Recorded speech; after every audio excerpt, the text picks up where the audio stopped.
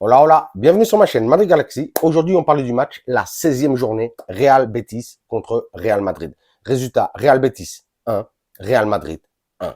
Je suis dégoûté. Je suis dégoûté. Mais par contre, match très agréable à regarder. On va pas se mentir. Vraiment, l'arbitre Soto Grado, il a été très bon. Il a laissé jouer et ça nous a permis, à nous, en tout cas, en tant que spectateurs, téléspectateurs, de vraiment bien kiffer le match. Un match où il n'y a pas eu de 50 pauses, 50 fois des arrêts de jeu et tout ça. Non, non, non. Franchement, l'arbitre, j'ai trouvé, pour ma part en tout cas, qui s'est bien géré. Il a bien fait le taf. Donc, big up à l'arbitre. Mais par contre, pas big up du tout pour le résultat. Eh ouais, demain là, il y a quoi? Il y a Barça-Girona. Barça-Girona. S'ils font pas égalité ou match nul, c'est pas bon pour nous. Aujourd'hui, c'était une belle opportunité. Mais c'est vrai qu'il faut dire que le Betis, c'est très bien géré, a très bien joué. Ah ouais. On comprend maintenant pourquoi ils sont invaincus au Villamarín. 10 matchs, ils ont perdu aucune fois. En Liga, en tout cas. Ça, ah ouais, j'allais dire, ça fait plaisir. Ça fait plaisir pour eux. Pas pour moi, mais franchement, bon match du Betis. Rien à dire. Franchement, c'était un match très équilibré. Un beau match à regarder. Donc voilà, mais par contre, dégoûté. Je suis putain de dégoûté. Vraiment. Je vais pas vous mentir. Je vais pas vous mentir.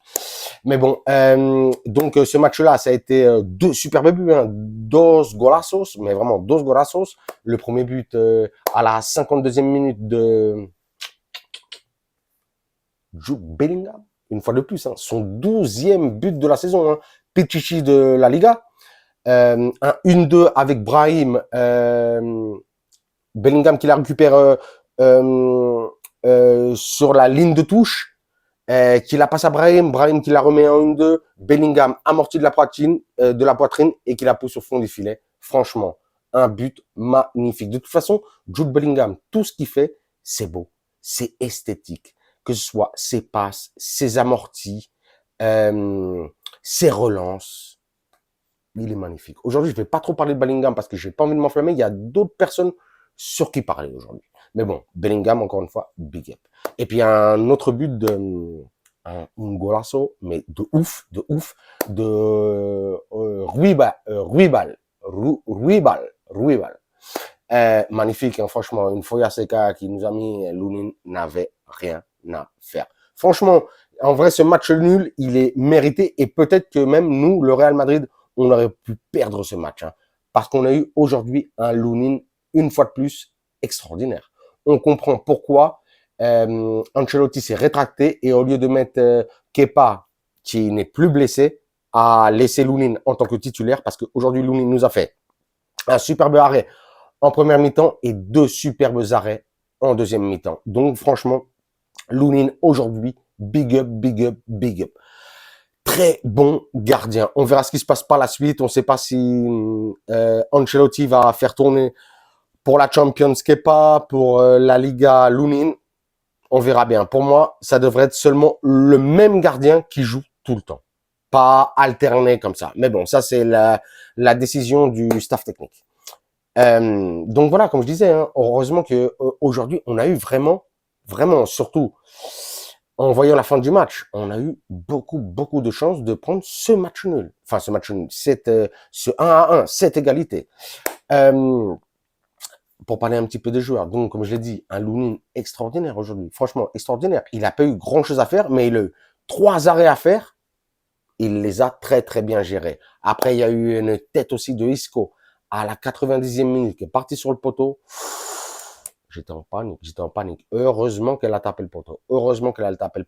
Mais vraiment, très bon Lunin. On le sent très serein sur les relances, avec les pieds, avec les mains, sur les corners. Franchement, très bon Lunin. Il est en train de faire le job. Et ben, je pense que c'est pour ça que Ancelotti le laisse sur le terrain. En défense, j'allais dire Carvajal, hein, on aurait bien aimé que Carvajal soit là. Mais non, il n'y a pas Carvajal, il y a Lucas Vázquez. On voit que Lucas Vázquez, je vous jure, hein, j'aime beaucoup Lucas Vázquez, mais c'est trop faible. Vraiment, c'est trop faible. C'est un guerrier, tout ce que vous voulez, mais c'est pas possible. Enfin, même tout ce que je veux parce que j'adore Lucas Vázquez, mais c'est juste pas possible. C'est pas possible. Il faut quelque chose d'autre. J'espère que peut-être même contre l'Union Berlin, là, mardi, on prenne des petits jeunes là du Castilla et voir ce que ça donne. Et même, pourquoi pas, peut-être essayer à la base sur ce côté droit, ou même, quand on l'a vu à la fin du match, mettre Nacho. Voilà. Mettre Nacho. On verra. Je sais pas. Parce que Lucas Vazquez, c'est pas possible. C'est pas possible. La chaîne centrale, Alaba, Rudiger. Franchement, Rudiger, patron international de ouf. Très, très, très bon. J'apprécie énormément. Hein. Franchement, il est dans l'effort. Et puis, il est mentalement très, très sérieux. Il est sérieux. Il est sérieux. Il est bon. Alaba, par contre, je le trouve dernièrement un petit peu irrégulier. Il lui manque un petit peu de jus dernièrement. Je le sens pas frais. Je sais pas. Vous me dites ce que vous en pensez en commentaire. Moi, c'est le sentiment que j'ai. C'est le sentiment que j'ai. On verra. De l'autre côté, on avait Ferland Mendy. Je peux rien dire sur Ferland Mendy aujourd'hui. Il a été bon. Il a été bon. Même s'il me fait toujours des frayeurs. Dès que je le vois essayer de faire une relance ou avec un contraire dans notre surface d'opération ou un petit peu trop près des cages de Lounine, je suis en panique, mais il fait le job, il fait le job. Je peux pas toujours lui taper dessus. Dernièrement, non, ça fait 2, 3, 4 matchs là qu'il est en train de faire le job. Et peut-être, enfin, je suppose que Ancelotti a vu ça, puisque Franck Garcia, là, il est missing. Hein. Je sais pas où il est. Hein. On sait pas où il est. Milieu de terrain, Brahim, Kroos, Luka Modric et Valverde. Et même Bellingham. En vrai, c'était un milieu vraiment très, très, très blindé. C'était blindé. C'était comme le Betis aujourd'hui.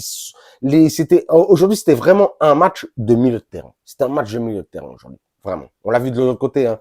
Isco, Guardado. Même ça, on en parle après. Donc, Brahim. J'ai trouvé un Brahim très bon aujourd'hui. En vrai, très bon. Sauf que pour ma part, je sais pas ce qu'il a foutu Ancelotti. Il a joué trop bas. Il a joué trop bas, Brahim.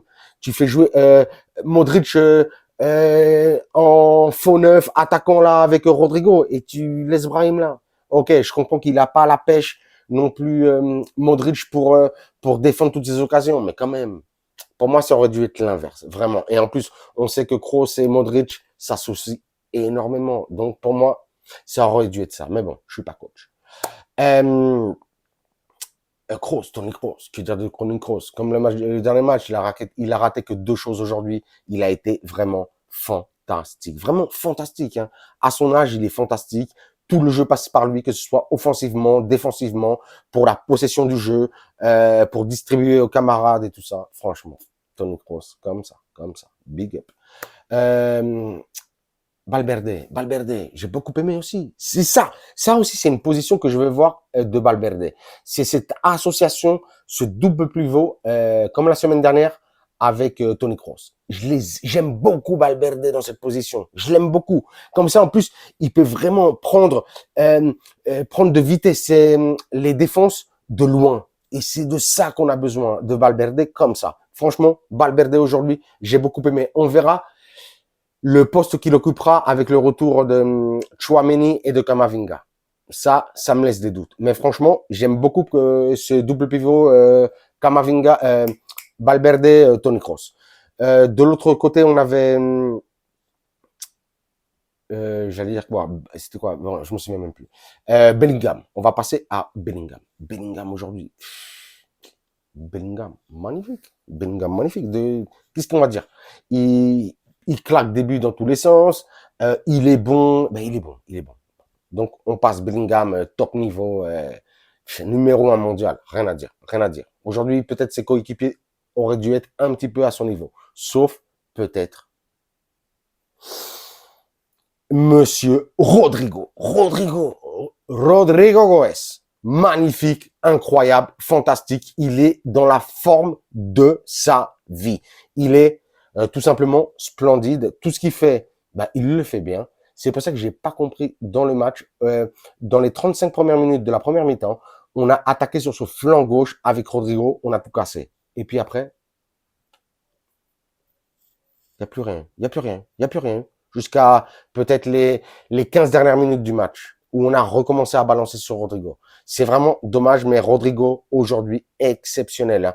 Pour moi, le meilleur du match, le MVP, avec quand même, on va dire, Isco. Parce que Isco, quand même aussi, aujourd'hui, a été incroyable. Hein. On connaît, c'est la loi de Murphy. Isco, ici, moi, je voulais qu'il dégage depuis des années.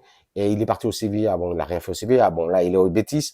Mais aujourd'hui, c'était le meilleur du match. On a vu que c'était aussi par lui que passait tout le jeu du Real Betis. Franchement, il a été magnifique. Des amortis dans tous les sens. Des distributions dans tous les sens. Franchement, félicitations Isco. Hein. Très, très, très bon Isco qui aurait pu nous faire du sale avec cette tête sur le poteau à la 90e minute. Heureusement que c'est pas passé. Mais très, très bon Betis aujourd'hui. Rien à dire, franchement. Hein. Rien à dire. Hein.